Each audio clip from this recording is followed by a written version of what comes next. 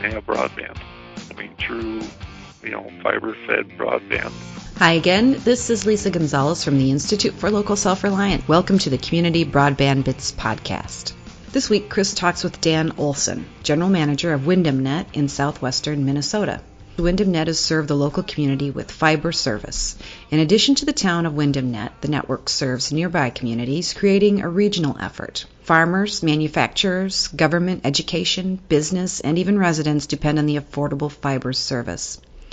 Over the years, Dan has collected numerous stories of economic development directly related to the presence of the network, and he shares those with Chris. Regardless of the stories we're about to hear from Dan, WindomNet is often viewed skeptically, and sometimes its success is questioned. In the interview, Dan and Chris touch on the concept of success for publicly owned networks. Should munis be judged on the same criteria as Comcast, AT&T, or CenturyLink? Or is there more to success and profitability and the bottom line? Here are Chris and Dan to talk about how WindomNet has defined its own success in rural Minnesota. Welcome to another episode of the Community Broadband Bits podcast. I'm Chris Mitchell, and I'm here today with someone I've been trying to get on the show since we first launched it. Dan Olson, General Manager of WindomNet in Windom, Minnesota, an incredibly interesting municipal network in a small community in southwestern Minnesota. Welcome to our show. Good morning, Chris. I'm really glad to have you come in. You have there's a lot of anecdotes that come out of Windom that I use when I'm talking with other communities, and so I'm just excited to get caught up on what's been happening lately and to make sure that all of our listeners know about your network. Why don't we start with the referendums? How did Windom come to have this fiber to the home network? Windom, the city of Windom, had operated a cable TV system since about 1982. And the cable TV system was in need of being upgraded or replaced, and so a group was formed, and they studied all the options, and at that time the best option was, well, let's go fiber to the home, because that's the newest technology, and this was all in about 2003, 2004, and it was decided, well, if we're going to do fiber to the home, let's do the triple play, and actually what I call the four play, and get data on there and internet voice with it. So it was packaged together, put out, and rolled out to a referendum that, here's what we're going to do. The first one actually failed with it, couldn't get enough votes to pass, doing upgrades, so it was shelved and said, well, we'll just, maintain the cable system. Right, and actually, this is something that we've seen in a number of places, I think, where you have an initial referendum and people aren't very engaged and not really sure what's going on. But when the news comes out afterward, people figure out, wait a minute, what just happened? Then they become more interested and they can be frustrated that they didn't pass the referendum, right? And that was part of it, and I was actually, not here in the area, but Dennis Nelson, the former city administrator that was, kind of not spearheading but managing the project, was, after it failed, was the incumbent, and the city had talked to the incumbent, hey, are you going to roll out DSL and everything? And they said, yes. Well, an ad appeared in the paper, the local papers, that DSL was coming everywhere except for Windom. So the Ministerial Association then approached Dennis and said, hey, wait a minute, we've been kind of duped because, they fought us, got everybody to vote against the referendum that we were going to have, some form of higher than dial-up speed here, and now we're not getting it. So the Ministerial Association said, well, let's put the referendum back out. This time it passed above 80%, and that started the process of, let's build fiber to the home, and, construction was started actually in that 2004 time frame with, first trial customers turned up and actually paying customers in 2005 with, high-speed internet fiber delivered. How many people live in Windom? The population's right at around 4,500. So it's a small community, and it's surrounded by a number of other small communities that are mostly farming areas, and basically you had to take action or risk being left behind. Correct, and we said, well, let's grab our bootstraps. If we don't do it for ourselves, nobody will, and let's move forward with it and get this. And there's they've seen the advantages of having the system in, and it's starting to prove out that way. And so I want to just, for our listeners who are either familiar or not, I want to say that the network continued forward and eventually received the stimulus funding to be able to expand these incredibly fast connections to nearby communities. That's turned into a project called the Southwest Minnesota Broadband Services. And the City of Windom did partner with the 8 other communities and did receive stimulus program. WindomNet as the NOC and feeds this, but the City of Windom, we're also, provider. We've got a lot of partners now, and we're actually, what we call a data center. We're actually becoming a point of presence here in Southwest Minnesota with, multiple other carriers. Some of the big guys, as we call them, are here located, and we're providing service for them too. So it's worked out pretty well. Right, you're the sort of the hub. I just want to demystify 2 terms there. You said you're the NOC for the region, which is the Network Operations Center. It means that other communities don't have to build a reinforced tornado-proof building that has diesel generators for backup and air conditioning and all that stuff, and they can monitor the network from there. And so you having made that investment benefits everyone else who can piggyback on it. And then being the point of presence basically means that you've got some high-capacity lines that come in there, and then people can go there to you to meet up, basically, because networks typically have like these trunk lines that go into an area, and they hit a point of presence where others can join them. Correct. That is correct now, and we actually have a presence in Minneapolis now at the 511 building. That's part of it. So we're connected globally now, and we also have multiple routes out to the east, to Mankato, to Sioux Falls, and working on routes into Iowa now to kind of be a mini Midwest hop. Yeah, you're not too far from Spencer and all those other Iowa munis, so I'm sure it'd be nice to be linked into them. But let's go back into Windom, and what are some of the benefits that the community has because you're operating this fiber network?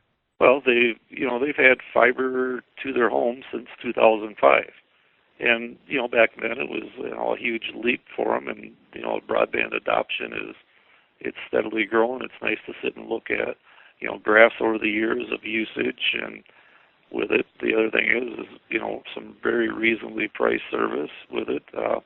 We have a full saw switch sitting there that we can provide actual digital services on the voice for businesses and residents with it. High-speed internet, we've got a standard offering of packages, but we've always got an asterisk on the bottom that says, well, if you want a gig, just call us and we'll put widgets on the ends and provide it. If you want 10 gig, same thing with it. We hear the big giggy initiative. Well, we've kind of always quietly done that. We've got Toro Corporation running some gig circuits from building to building with it.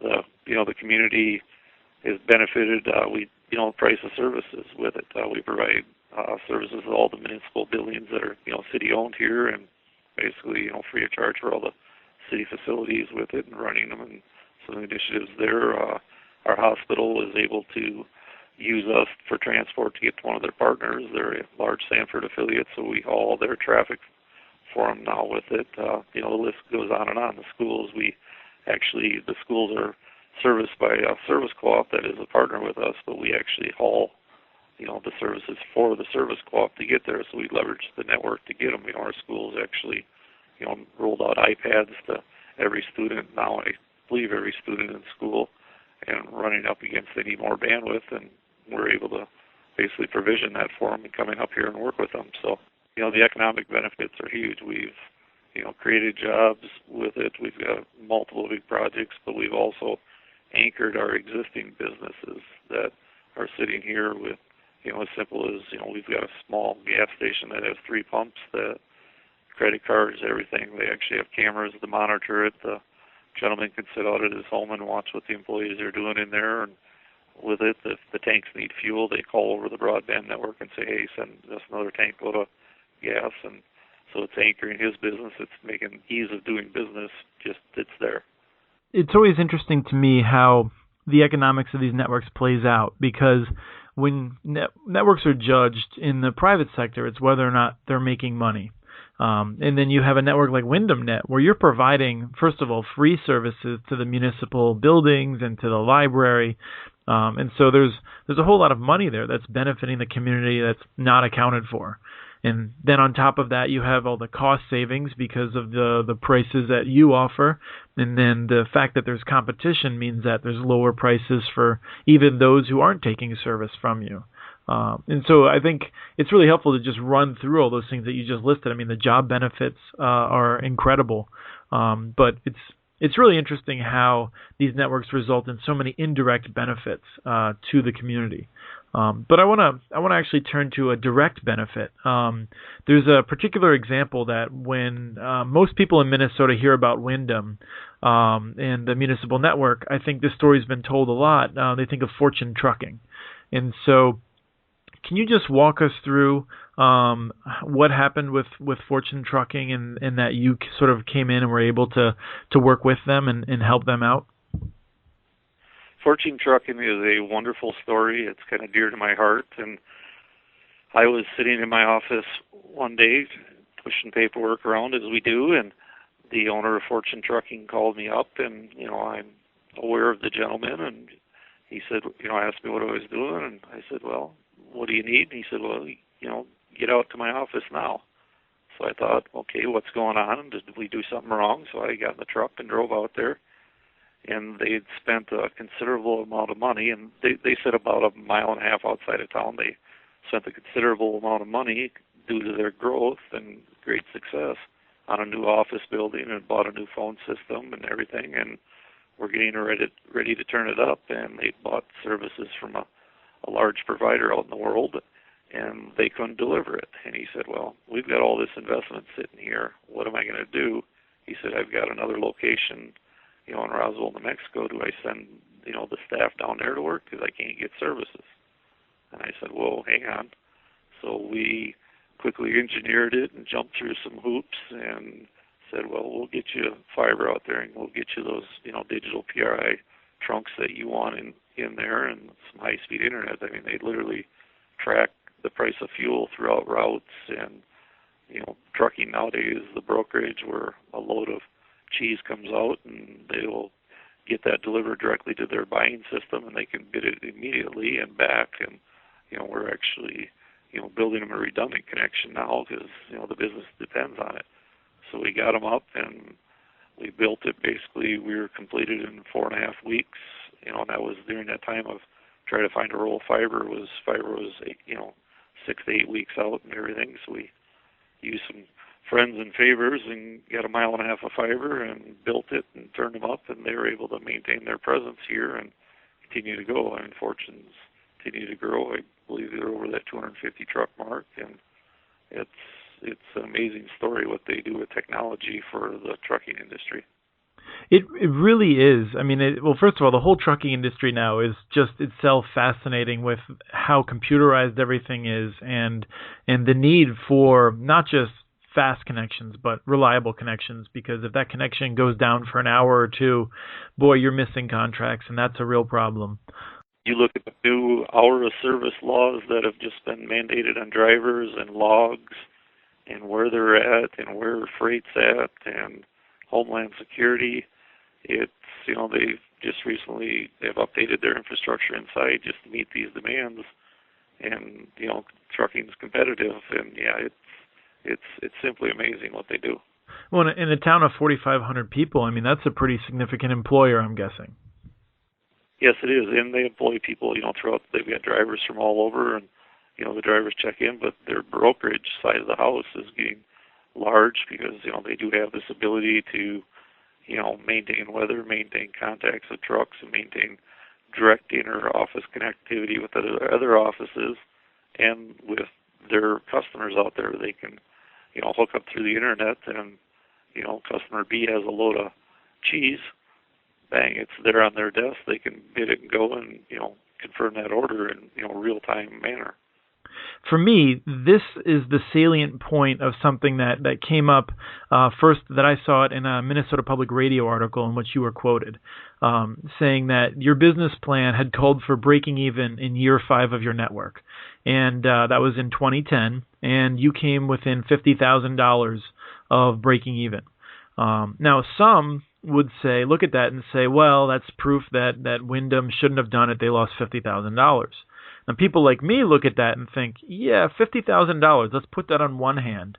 And in the other hand, we're going to put all the jobs from Fortune Trucking that would have left. We're going to put free services for the schools, the libraries. We're going to put lower prices for the whole community.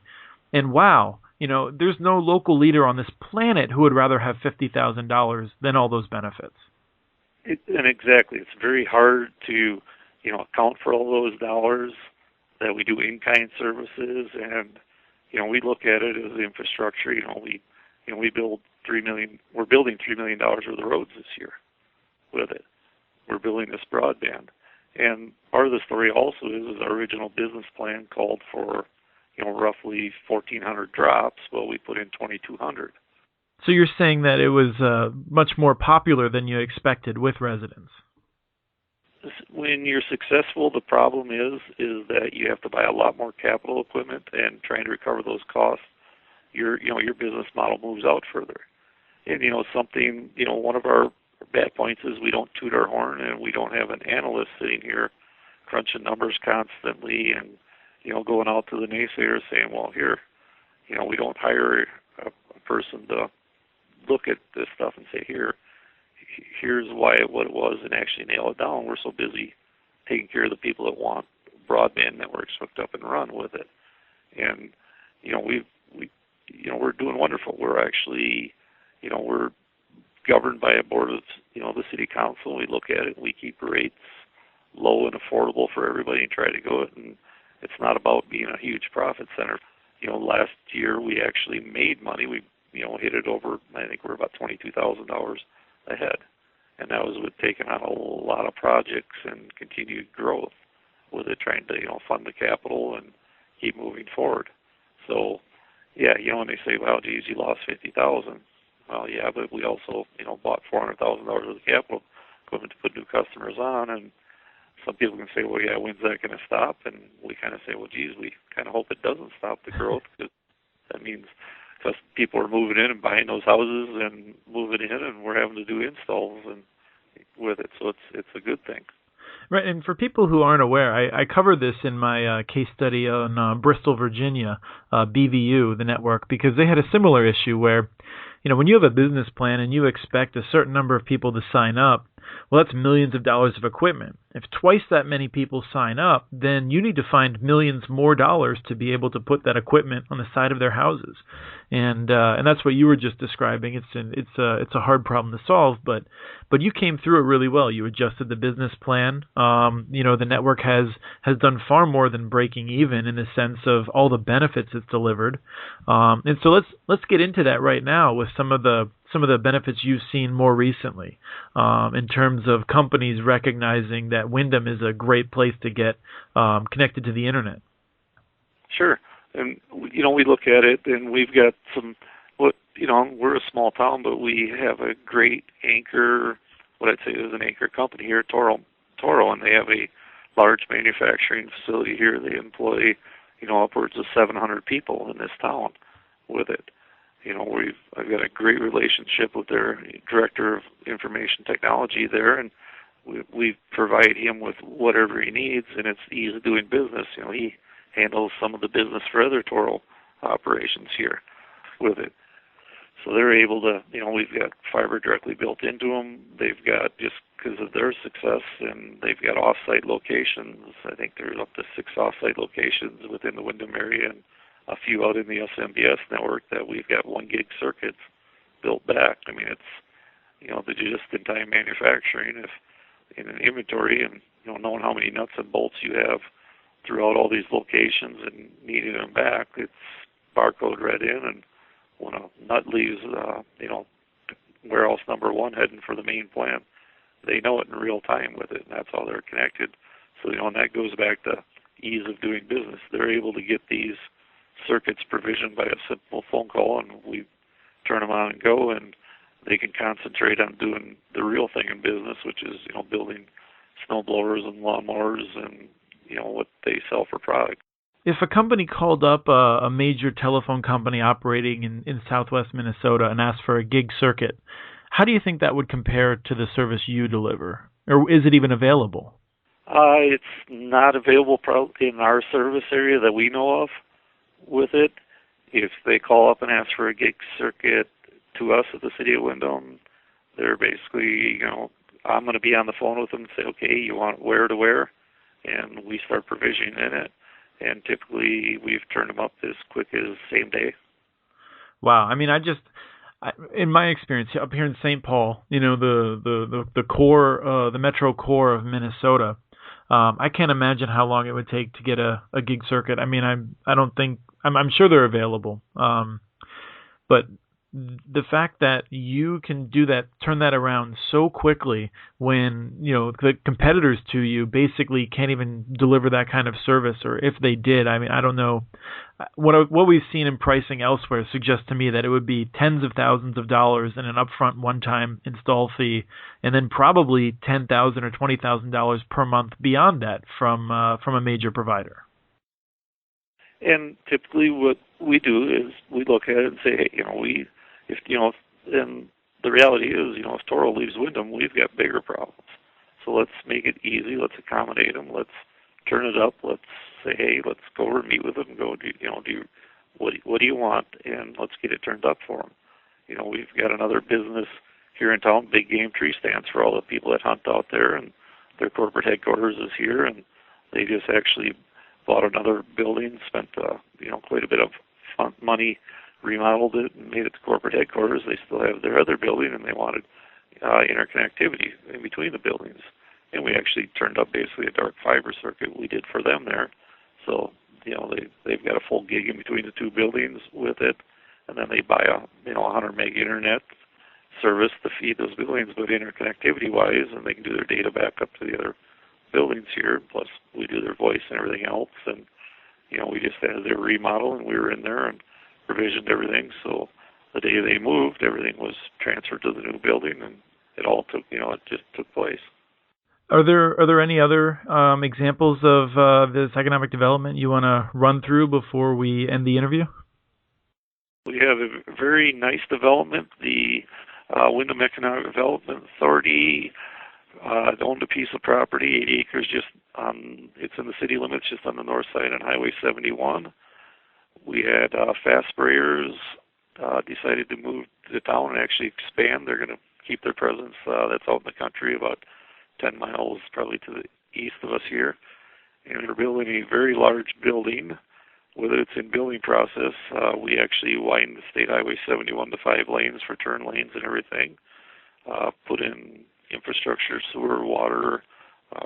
There's 4 miles of gas line going out there. We'll be building the about probably close to a half mile of fiber to get in to them. And these guys they build farm sprayers and a lot of that equipment, and they use lasers and computers and CNC machines. And I don't pretend to know their business, but when their customer says, hey, I'm going to send you an AutoCAD file and I want this built, they need to have a huge broadband connection to deliver that file. They can't wait for 6 hours for that file to trickle in and maybe not happen. They want the file, they want it now so they can start working on it to keep their customer happy. They're going to employ up to 90 people here in Windom and continue to grow the operation with it. When they start, their suppliers will then look and they want, they'll probably build somewhere that they got to deliver parts and widgets and stuff to them. So why not have direct internet, our direct connectivity in between the two buildings with a supplier that can connect with them. So if Fast needs a bucket of bolts, dang, it's just there it is. They know they can bring it over and cross. So it'll be all provisioned to pull that off. So it's a wonderful project. It brings additional economic growth into the area. I should compliment you, I think, because you could have certainly, as a city or as a utility, said, if we have this incredible fiber network and we don't share it with our neighbors, then all the jobs will have to come to us, and people are going to want to live in Windom rather than living in Jackson or other nearby places. But you've worked out, but you've shared it with them, and you've helped them to build a network that connects them as well. And I wouldn't be surprised if there's more invitations to expand it further beyond that as time goes on. So I do want to return to that in a future show, but you really should be congratulated for not hoarding this investment and sharing it with your neighbors. No, and it is. It's regional. We have people that, drive from Windom to Jackson to work at AGCO, and people from Jackson drive to Windom. We're, very rural out here. I mean, we have fiber to a community that has 11 homes in it, and they need it. I mean, you look at the farmers out there. We're called daily about, when can you get fiber down to us, and trying to figure out a way because, farmers are trading grain on the markets, on a real-time basis, and it's regional economic development. As a matter of fact, we have a wonderful Blandon Foundation grant, and we've created a group called the 6090 Technology Triangle, and it kind of stretches from Worthington to Bingham Lake back down to Jackson and back to Worthington. Here it is. You could put up a manufacturing facility or a call center in one and have work-at-home people spread all over a almost 3-county area. And the cost of living is reasonable, and schools are great, and the quality of life is there. You can have broadband. I mean, true, fiber-fed broadband that, the customer service is, spirited enough, and you call, we're going to take it. Our network breaks. We know it. Everybody's does, and we've got the best staff you could ask for in the world. Well, thank you so much, Dan, for coming on the show and sharing your experiences with us. Thank you, Chris. Be sure to learn more about the network at WindomNet.com. We also have several stories on the network at muninetworks.org, including the story Dan shared with us about Fortune Transportation. Thanks again for listening to the Broadband Bits podcast. We want your ideas for the show. Email us at podcast@muninetworks.org. You can also follow us on Twitter, where our handle is @CommunityNets. This show was released on September 17th, 2013. Thank you again to the group Break the Bands for their song titled Escape and licensed using Creative Commons. Thank you for listening.